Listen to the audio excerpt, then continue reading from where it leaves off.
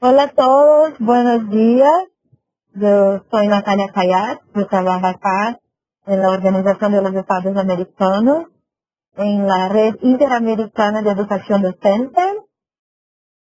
Estamos muy contentos de saber que todos están aquí hoy para mirar el segundo webinar de las series de webinars organizadas por la RIED y AIRA. Yo pienso que todos pueden mirarme y también escucharme bien. Para mirar el vídeo hay que hacer clic en la tabla participantes. Sí, perfecto. Bueno, hoy el webinar llama-se Concepciones de Literacy. Este es el segundo webinar de una serie de 3 webinars que se llama Interculturalidad, Identidad y Literacy en la enseñanza de lenguas. Hoy tenemos como más de 90 participantes inscritos que son de más de 10 países, entre ellos Argentina, Belice, Bolivia, Brasil, Chile, Colombia, Ecuador, Guatemala, México, Perú y mucho más. Ahorita tenemos ya 23 personas en la sala, pero otras personas van a estar uniéndose a este webinar durante la presentación. Para aquellos que no conocen aún, la Asociación Internacional de Lectura, AIRA, ha sido desde el año de 1956 una red global sin fines de lucro de personas e instituciones comprometidas con la alfabetización en todo el mundo. Hoy tiene más de 53.000 miembros y apoya profesionales con técnicas para la enseñanza de la lectoescritura. Ellos ofrecen una gama de recursos, promoción, voluntariado y actividades de desarrollo profesional. Desde 2012, que la RIED ha sido un socio diario organizando series de webinars. Hoy con nosotros tenemos la doctora Melina Porto, que también presentó el primer webinar de esta serie y que también va a presentar el último webinar de esta serie. Melina es profesora y traductora pública de inglés de la Universidad Nacional de Plata. Ella ya tiene una gran experiencia, es coautora del diseño curricular de inglés vigente de la Escuela Primaria de Buenos Aires y profesora titular del concurso público de la cátedra. Ahí tienen como ya una biografía de Melina, pero si desean saber más sobre Melina, también tenemos esta información en nuestro sitio web de la RIED. Ahora yo voy a pasar la palabra a Melina Porto. Buenas tardes. Ahí me escuchan entonces. Bueno, quisiera primero agradecer a los organizadores, también a la Asociación Internacional de Lectura por haberme convocado para esta serie de webinars. Y si bien hemos planteado 3 webinars en esta serie, cada uno puede ser tomado en forma independiente. De cualquier modo, quisiera resumir un poquito lo que vimos en el anterior para presentar este. En la otra oportunidad hablamos de los desafíos que implica enseñar una lengua en la actualidad. Hablamos de cuestiones vinculadas a la educación en lenguas, alfabetización, diversidad lingüística y cultural, imperialismo y poder en la enseñanza de lenguas. Lo hicimos partiendo a través de 2 videos que mostraban sociedades muy diferentes a las nuestras, un video sobre los dialitas y otro sobre los cosas, y a partir de allí fuimos comentando sobre cuestiones importantes, y una pregunta fundamental que surgió fue que pensemos los docentes en qué condiciones de acceso se encontraban estos niños, jóvenes y adultos que veíamos en el video y cómo esas condiciones eran distintas de las nuestras. Para dar puntapié a una pregunta fundamental que también nos vamos a formular hoy, que es ¿qué capital lingüístico, cultural, social, escolar y de otros tipos es necesario tener hoy para triunfar en las sociedades actuales? Luego de eso analizamos algunos artículos de la Ley de Educación Nacional en Argentina y muchos de ustedes se sintieron identificados porque las temáticas y los principios desde el punto de vista de las leyes eran muy similares y nos preguntamos cómo eso incide en las pedagogías que hacen eco de cuestiones de interculturalidad en el aula. Formulé bastantes sugerencias o bastantes alternativas para llevar a cabo en el aula, que ustedes podían indagar porque no tuvimos tiempo de tratarlas en profundidad. Esas pedagogías están en el PowerPoint del webinar anterior y en base a eso la conclusión principal que presenté fue esta idea propuesta por el doctor Michael Byron del Reino Unido de hacer confluir la cultura, la imaginación y la afectividad a través del uso de la literatura multicultural en el aula. Y lo que quiero hacer hoy es conversar sobre las distintas concepciones de literacy. Ustedes saben que este término puede ser traducido de múltiples maneras. Podemos hablar de alfabetización, cultura letrada, y varios otros términos que van cambiando según el país en el que nos encontramos. Pero la idea central es que ya dejamos de pensar en la enseñanza de lenguas como la enseñanza de vocabulario o de la gramática de un idioma, cualquier idioma que sea, no necesariamente inglés, para pensar en un enfoque que tiene en cuenta todas las dimensiones que mencionamos en el webinar anterior. Entonces, bueno, voy a hacer, tratando de tomar autores que aparecen mucho en publicaciones de la Asociación Internacional de Lectura, que nos convoca también en esta oportunidad, cuáles son las distintas concepciones del literacy que podemos mencionar en la actualidad.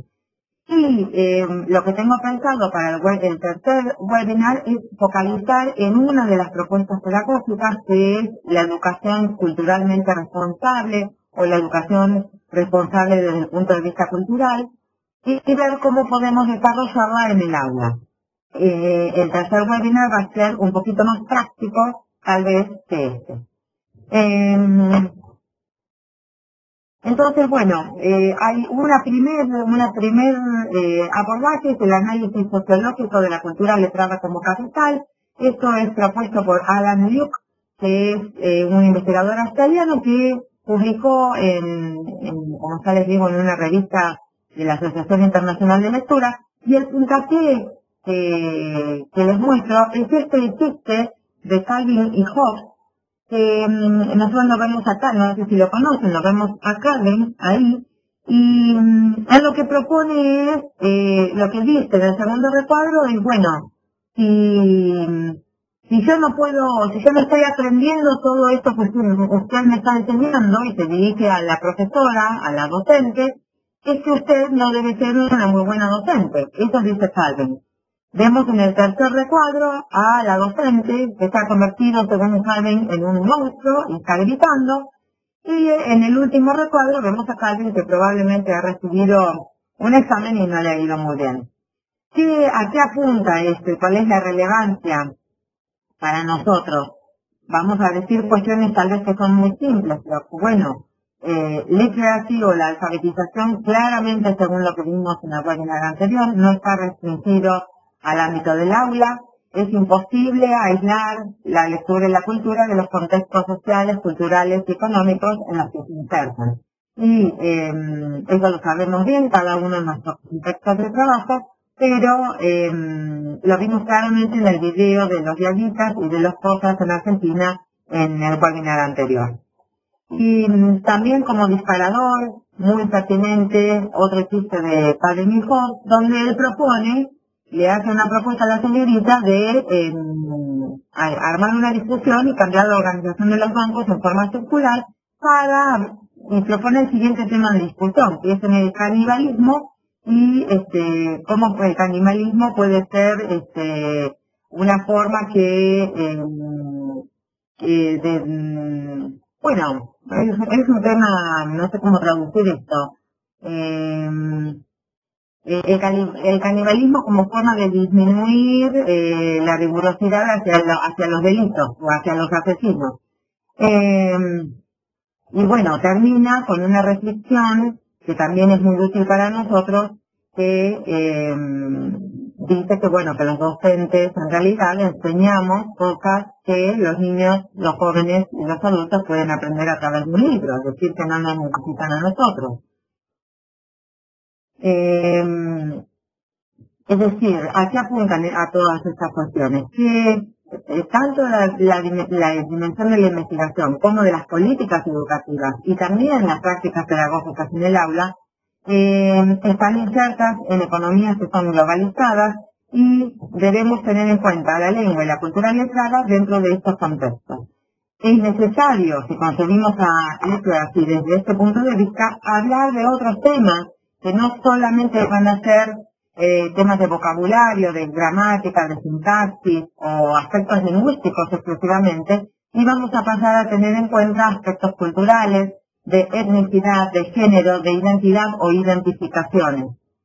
También hablamos el webinar pasado de que es necesario que nuestros alumnos o niños o jóvenes y adultos tengan qué es lo que deben tener para poder triunfar en las sociedades actuales.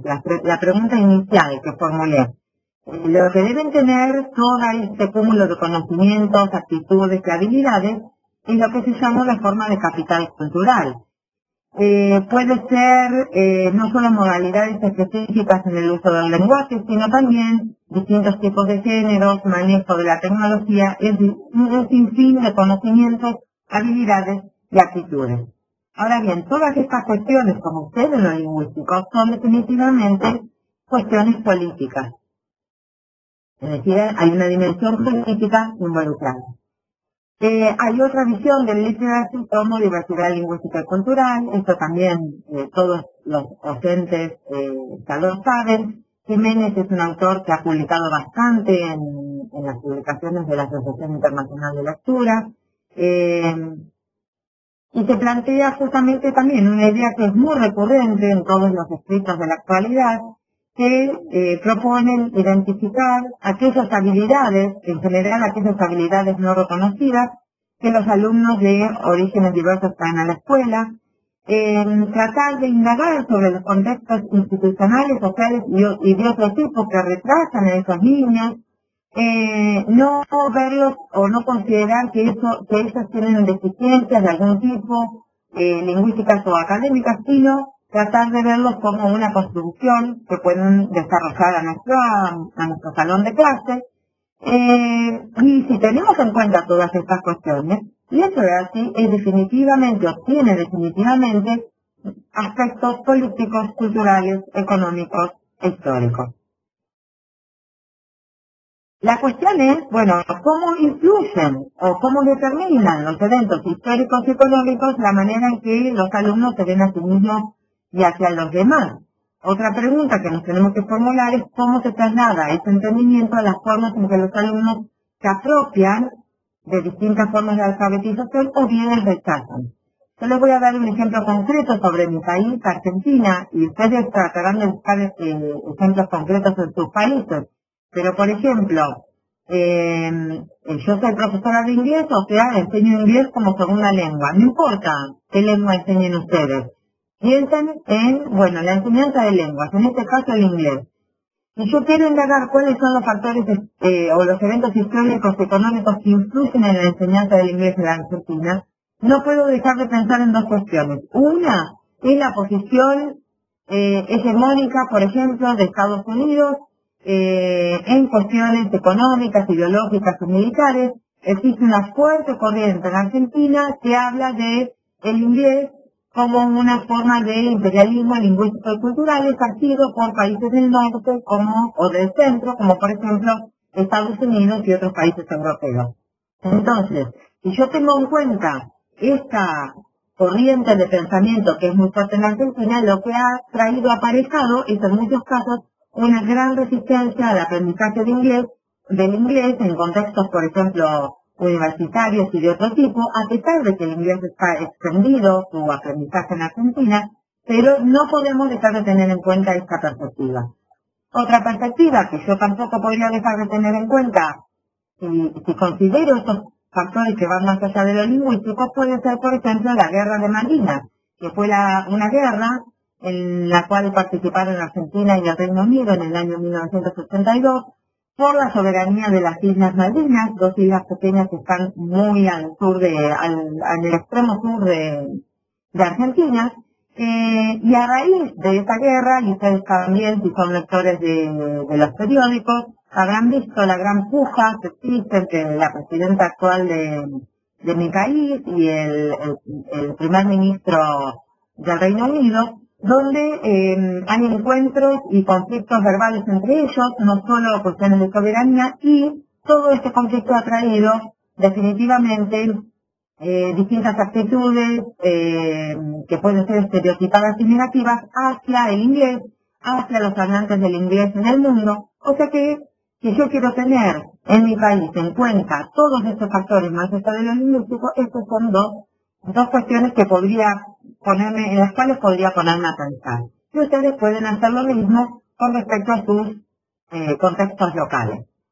Bueno, volviendo para ilustrar y cambiar lo denso de la charla de hoy para algo más ameno, vemos nuevamente en un chiste de Calvin, que bueno, Calvin levanta la mano en el primer recuadro y le dice a la señorita que la generación de Calvin, no absorbe la información como la señorita lo está planteando. Y la señorita no hace eco, lo manda a leer la página 21 del libro, y Calvin, la reflexión final muy interesante que hace es que, bueno, dice, por lo menos nuestros televisores nos comprenden. Ustedes posiciónense en este chiste que es escrito que fue escrito en el año 94, o sea, hace muchísimos años, y cuán relevante es, y cómo podemos nosotros ponernos a pensar a partir de él. Claramente surgen distintas formas alternativas de alfabetización que tenemos que tener en cuenta, no solo fuera de la escuela, sino también en las nuevas tecnologías, es lo que planteaba Calvin en ese chiste del año 94. ¿Qué preguntas podemos plantearnos nosotros? Bueno, por ejemplo, aquí las tenemos. ¿Abandonan las personas sus subjetividades cuando se comunican a través de nuevas tecnologías? Definitivamente no. ¿Encuentran las personas formas de identificar los aspectos de su identidad que consideran importantes? ¿Cuán exitoso y detallado se puede ser para identificar todas las facetas de la propia identidad? ¿Qué influencia tienen estas cuestiones sobre la motivación de los individuos para utilizar las nuevas tecnologías? Todas estas preguntas son también preguntas que nosotros debemos formularnos. Es decir, que la tarea docente en la enseñanza de lenguas nativas, extranjeras, segundas, adicionales, como ustedes les quieran llamar, se va complejizando momento a momento. Pasamos ahora a una concepción del literacy como práctica social y comunicativa. Esto tal vez sea más conocido por ustedes. El autor que lo propone es Berg en el año 2003, pero hay muchos otros. Y esto significa básicamente que el uso de la lengua está atado a un objetivo particular que queremos cumplir y a una determinada situación comunicativa. Nada más que eso, es decir, no se usa la lengua en forma descontextualizada, sino que los usuarios tienen un propósito y un fin específicos atados a un determinado contexto situacional, histórico, económico, todo lo que venimos hablando. En relación al multilingüismo, Berg lo que propone o lo que menciona son dos propuestas, o dos corrientes, mejor dicho. Una que propone la alta valoración de aquellos individuos que pueden leer y escribir en más de una lengua. Esta considera el multilingüismo como un estimulador del capital social, pero existe también otra visión o otra corriente que dice o ve a la diversidad lingüística como generadora del fracaso social y la exclusión social. Esto es algo también que planteaba Jiménez, el autor que mencionamos hace un rato, que en muchos contextos la diversidad lingüística se ve como un problema en lugar de como una fuente de riqueza para el aula.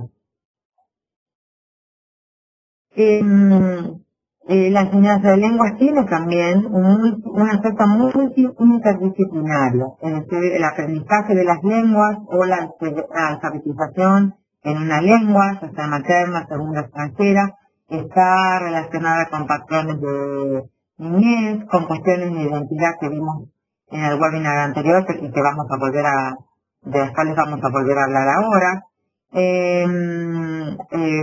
Está vinculado también con la socialización lingüística, con cuestiones familiares, culturales, de género. Es decir, es una tarea que es muy compleja. Esto ya lo he dicho, esta tendencia a enseñar la lectura y la escritura como una habilidad descontextualizada y predominantemente lingüística, eso en muchos lugares ya se ha tomado conciencia de que no es algo así, justamente por esta concepción de ver a la lectura y la escritura como una práctica social y comunicativa, es decir, que no se puede enseñar en forma aislada. La consideramos justamente, como decimos acá, una práctica comunicativa y social. ¿Cuál es nuestro rol docente en estas cuestiones un poco más profundas? Bueno, por ejemplo, la reflexión sobre las propias realidades y las de los otros. ¿Qué tipo de cosas podemos hacer nosotros para indagar sobre la realidad de nuestros alumnos y hacer eco de todas estas cuestiones que trascienden lo lingüístico, todas estas cuestiones históricas, sociales, económicas? ¿Cómo podemos hacer nosotros para hacer un buen eco en nuestras clases de todos estos factores? Lo que propone Bird es que la base de nuestra reflexión y de nuestra investigación en el aula, investigación en sentido a pequeña escala, es decir, nuestra propia investigación, cómo observamos nuestro salón de clase, no investigación en sentido, investigación con mayúsculas. Bueno, él propone realizar descripciones etnográficas de situaciones multilingüísticas, es decir, si tenemos en nuestro salón de clase niños que hablan, o jóvenes o adultos que hablan distintas lenguas, bueno, describamos lo que vemos en nuestro salón de clase, por ejemplo, por medio de un método etnográfico. Reflexionemos sobre las siguientes preguntas. ¿En qué condiciones aparece la lectura y la escritura multilingüal? ¿Qué estrategias se usan los individuos para enfrentarla? ¿Cómo y por qué se le da sentido a distintas situaciones? Estas preguntas son ejemplos, pero en realidad cada uno de nosotros podemos observar nuestro salón de clase y tratar de responder preguntas que sean de nuestro interés. También propone el uso de, y esto es muy interesante, el uso de biografías interpretativas de lectores y escritores multilingües, o no, preferentemente sí, pero bueno, biografías interpretativas. Puede ser, por ejemplo, experiencias personales. Las experiencias personales son cruciales en el desarrollo, influyen y transforman la identidad. Son fundamentales en la lectura y la escritura porque la lectura y la escritura están relacionadas con la vida misma. Y esto se puede traducir en forma muy sencilla en el ámbito de la clase, es decir, la narración de una anécdota de la vida diaria por parte de nuestros alumnos en forma oral o en forma escrita constituye una biografía interpretativa que nosotros podemos recolectar para ir juntando un conjunto de datos sobre el contexto que queremos explorar. El método biográfico es una opción que utiliza o recolecta documentos de vida, por ejemplo, autobiografías, diarios, cartas, historias de vida, registros personales de experiencias. Lo que les acababa de decir de narrar algún hecho de la vida diaria que haya pasado y que le haya impactado a los alumnos, por ejemplo. ¿Cuál es el fin de todo esto? El fin es tratar de hacer eco de todas estas teorías que trascienden lo lingüístico en nuestra aula. Queremos obtener información sobre las siguientes preguntas. ¿Quiénes son realmente nuestros alumnos? ¿Los conocemos? ¿Qué experiencias personales y puntos de inflexión hacen que un individuo adopte o abandone una determinada lengua para leer y escribir? Por ejemplo, en mi caso yo puedo querer saber si la guerra de Malvinas hace que mis alumnos en el contexto universitario tengan una buena actitud hacia el inglés, una mala actitud hacia el inglés, hacia los ingleses, etcétera. Puedo querer indagar sobre la pregunta 3, hasta qué punto representa un punto de inflexión en la vida de una persona la elección de una determinada lengua para leer y escribir. Definitivamente representa un punto de inflexión, pero ¿en qué sentido? Y la pregunta que nos formulamos al comienzo del día de hoy, ¿qué capital cultural, social, escolar y de otro tipo es necesario tener para triunfar en sociedades actuales? Ninguna de estas preguntas son de fácil respuesta. ¿Por qué es importante? Acabamos de decir por qué todos estos métodos biográficos son importantes para nosotros los docentes. Ahora bien, ¿por qué son importantes estos métodos biográficos? Escribirlos, contarlos y escucharlos, o compartirlos de distintos modos, ¿por qué son importantes para nuestros niños, jóvenes y adultos que tenemos en el aula? Porque escuchar historias de vida y escribir acerca de nuestras vidas traerá a nuestros textos el mundo de otras personas, es decir, vamos a conocer las realidades de otros. La lectura y la escritura en este sentido se convierten en un elemento biográfico de vida. Esto es lo importante. Si tenemos algún investigador entre la audiencia, lo importante acá es que esta perspectiva está priorizando métodos cualitativos y exploratorios, así como la investigación participativa. Es decir, que si estamos investigando acerca de los niños serán los actores principales. Bueno, educación culturalmente responsable, de eso vamos a hablar en el webinar siguiente, lo vamos a desarrollar en profundidad, vamos a ver de qué se trata y cómo lo podemos llevar a cabo en el aula, pero por ahora lo que queremos decir es que la cultura atraviesa la vida de nuestros estudiantes, moldeando sus creencias, actitudes y experiencias en relación a la lectura y la escritura. ¿Qué significa esto en términos prácticos? Significa que como viven los alumnos y en qué contexto se encuentran, hace una diferencia fundamental en su relación con la lectura y la escritura. Por ejemplo, los niños del contexto yagita que vimos en el video del webinar anterior, donde los veíamos en una región muy gnóstica, ocupándose de las tareas de la tierra. Bueno, todas esas situaciones afectan el contacto de estas personas con la cultura letrada.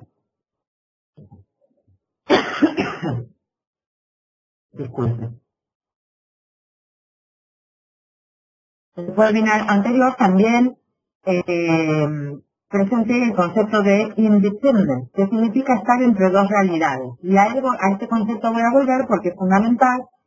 Estar entre dos realidades significa o hace referencia a la adaptación inmediata de las propias acciones y las propias identidades al contexto inmediato, así como al contexto textual, social y cultural de cada individuo.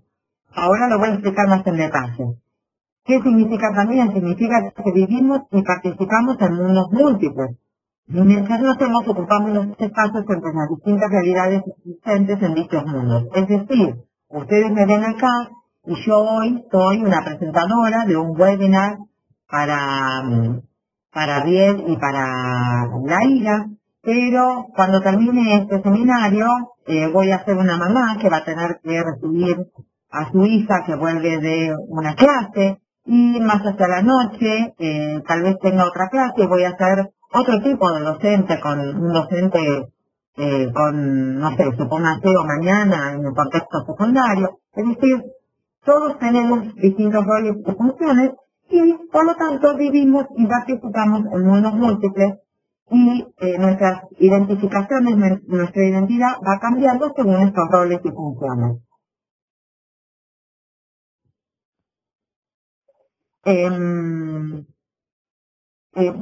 Si ustedes van al punto número 3 o al punto número 2, este resultado de existir entre dos o más realidades se manifiesta en forma concreta a través del habla, del lenguaje corporal, de las selecciones de música, danza, vestimenta, entretenimiento, lectura.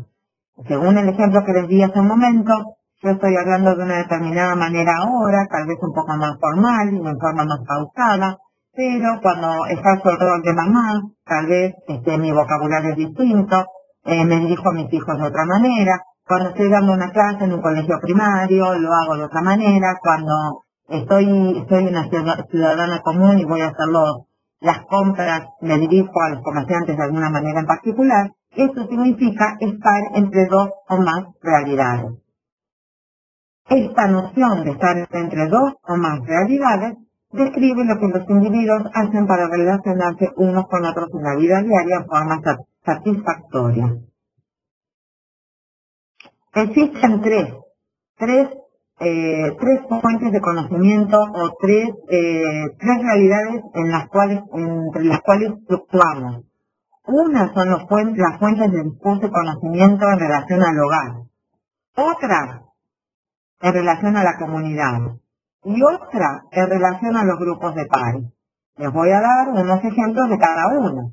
¿Cuáles son las realidades en las cuales pueden moverse nuestros alumnos en relación al hogar?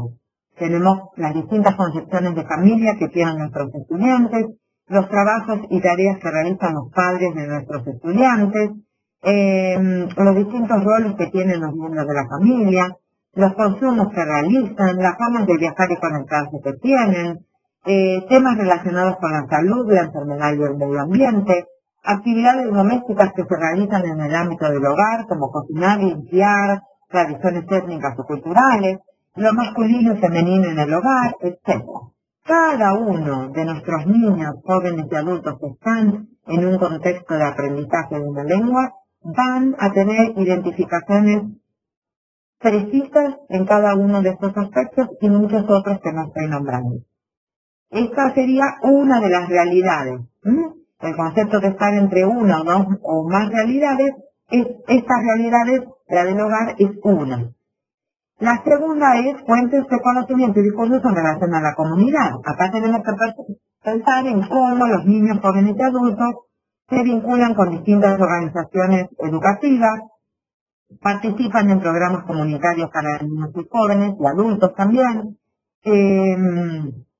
realizan actividades recreativas y educativas de verano, por ejemplo, participan en bibliotecas municipales y de distintos tipos, es decir, es una realidad un poco más abarcativa que la anterior. Y también tenemos que tener en cuenta la tercera realidad posible, que son las fuentes de conocimiento y discursos en relación a los grupos de pares. Es decir, las relaciones de los pares dentro del aula y fuera de esta, las actividades que los pares o que las actividades entre pares, es decir, qué hacen los niños fuera de la escuela y sin presencia de los adultos. Por ejemplo, visitan amigos para cantar y bailar, leen, escriben, hablan, dibujan, pintan, ven televisión, van al cine, a la escuela, intercambian objetos personales, libros, revistas, letras de canciones, figuritas, cuentos, etcétera, etcétera, etcétera. Y también actividades entre pares que los niños realizan fuera de la escuela y posiblemente con la supervisión de un adulto. Por ejemplo, van a un espectáculo, van al parque, van a la plaza, van a pasear alrededor de la ciudad, al club, etcétera, etcétera. Entonces, la idea o este concepto de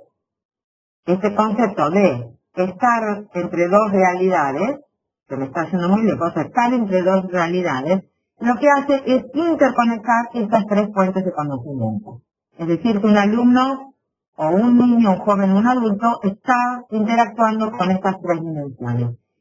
La propuesta que yo les hago es que la clase de inglés, porque es lo que enseño yo, la clase de lengua en general, cualquiera sea la lengua que ustedes enseñen, posibilite el entramado de estas fuentes de conocimiento y discursos. Es decir, que acá se trascienden los límites del aula y de la escuela y se les permite a los niños identificarse con personajes, lugares, espacios, contextos y situaciones alejados de su realidad cotidiana.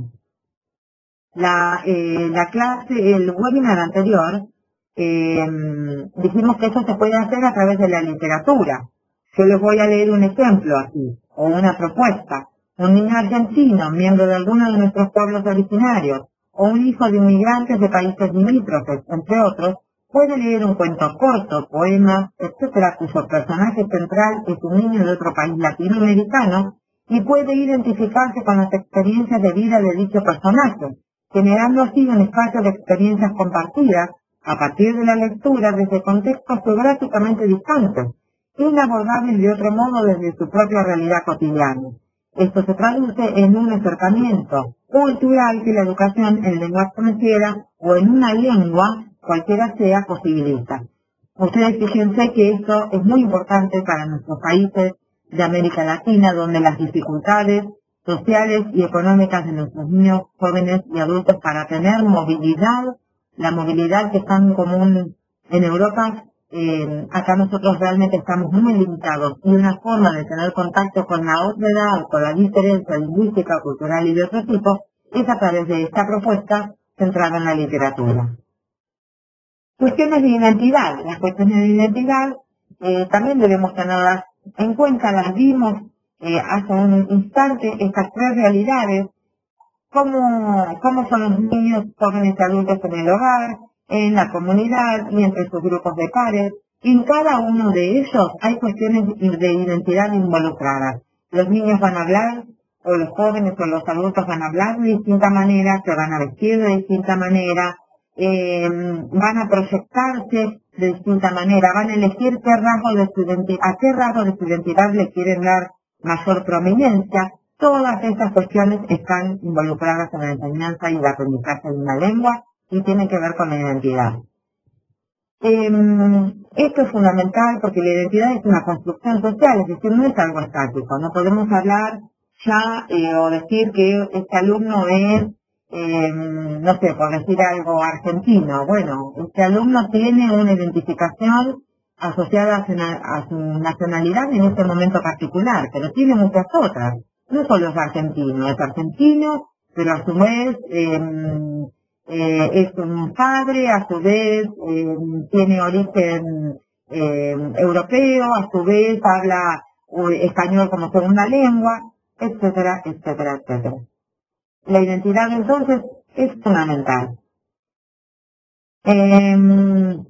Muchas veces se ha propuesto que en la enseñanza de una lengua lo que intenta hacer es cambiar la identidad de los alumnos, es decir, que los alumnos, por ejemplo, en este contexto, en el contexto mío de Argentina, bueno, los estudiantes universitarios que quieren aprender en inglés tienen que hablar muy buen inglés.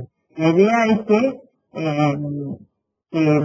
traten de imitar el modelo de inglés americano o de inglés del Reino Unido. Eso obviamente ya está en discusión y ya se acepta que cada uno tiene su identificación, pero hace referencia al chiste que les pongo acá, que dice "This is no use, Wanda, it's like I say, we just don't have lips". Es imposible, si no tienen labios, querer tenerlos. Esto es fundamental en las lenguas. Cada uno vamos a hablar y apropiarnos de la lengua que estamos aprendiendo de distintas maneras y nunca vamos a poder reflejar o imitar un modelo determinado en forma absoluta. La conclusión de esto es que la identidad es compleja, múltiple, contradictoria, fragmentada, híbrida y fluida. Es decir, imagínense todas las cuestiones que tenemos que tener en cuenta cuando enseñamos una lengua en nuestro salón de clases. Bueno, esto acá estoy diciendo básicamente lo mismo. Sí, puedo terminar con esta reflexión que dice que en este contexto la construcción y reconstrucción continua de la identidad nacional se logra por medio de la creación, el desarrollo y el fortalecimiento de las identidades culturales integradas de todos los niños que habitan estas aulas. Es importante subrayar aquí que la enseñanza desde esta perspectiva intercultural no se limita a los casos en que los niños están presentes en las aulas, sino a todas las aulas en todos los contextos. Existen muchas limitaciones, en general la investigación de la lectura y la escritura en L1 y en L2 se realiza fundamentalmente en inglés, y lo que dicen algunos autores es que el uso del inglés lo que hace es enfrascar a los investigadores en una determinada visión, y bueno, sin embargo todos los métodos anteriores que mencioné, el método biográfico, los métodos cualitativos e interpretativos, lo que hacen es brindarnos una perspectiva desde adentro, es decir, desde los actores reales. Entonces, para resumir, he presentado hoy distintas concepciones del literacy, el literacy como análisis sociológico de la lectura letrada como capital, literacy como diversidad lingüística y cultural, literacy como práctica social y comunicativa. Hablamos de la importancia de las decisiones del aula, de darle voz a nuestros alumnos por medio de distintos métodos, por ejemplo los métodos biográficos que los incentivan a escribir y hablar sobre ellos mismos, a narrar sus experiencias de vida, y eso hace que se convierta a la lectura y la escritura en una herramienta genuina de uso en el aula, y que todos los otros niños, jóvenes y adultos que están en el aula se interesen o tengan, puedan de esa manera acceder a realidades que tal vez no conozcan. Hablamos también de educación culturalmente responsable, y de esto vamos a hablar en el webinar siguiente, de forma más detallada. Mencioné nuevamente el concepto de indiscernment, estar entre dos o más realidades. ¿Cuáles son estas realidades? La realidad de todos los roles, funciones, actividades y visiones que ocurren dentro del hogar, las que ocurren dentro de la comunidad, las que ocurren entre los pares, y tener en cuenta todas estas cosas es muy importante porque hace o pone de manifiesto distintos aspectos de la identidad. Distintos aspectos de la identidad que nunca es estática, siempre es fluida y siempre vamos a poder dar más importancia a un aspecto de nuestra identidad o identificación que a otro. Podemos en una ocasión dar más importancia a nuestra vestimenta, en otras ocasiones a nuestra forma de hablar, en otras ocasiones a nuestra nacionalidad, en otra ocasión a nuestra origen étnico, etcétera, etcétera. Dimos los ejemplos de estas tres realidades que mencionamos y hablamos de cómo todas estas cuestiones están vinculadas con la identidad. Y entonces, mi propuesta para el webinar que sigue es, partimos desde el primer webinar, donde planteamos todas las cuestiones teóricas, para terminar con una propuesta de muchas o de varias pedagogías congruentes con la interculturalidad. ¿Qué podemos hacer en el aula desde el punto de vista de la interculturalidad? Aquellos que no estuvieron en este webinar, los remito al PowerPoint anterior que está disponible. Aquí hemos planteado la importancia de qué podemos hacer en el aula si queremos tener en cuenta a una construcción de alfabetización desde una perspectiva que trasciende lo lingüístico, y en este sentido proponemos los conceptos de indiscernment, estar entre dos realidades, los métodos para darle un verdadero contexto social y comunicativo a la lectura y la escritura en el aula, en cualquier lengua, ya sea la nativa o una lengua extranjera segunda lengua. Y otra vez hemos hecho esto, o hemos hecho poco en el uso de la literatura, que en los casos, como muchas veces se da el caso de nuestros países donde la posibilidad de movilidad es limitada, y donde si bien podemos usar la tecnología, también puede ser una cuestión limitada, la literatura nos pone en contacto y también a nuestros alumnos con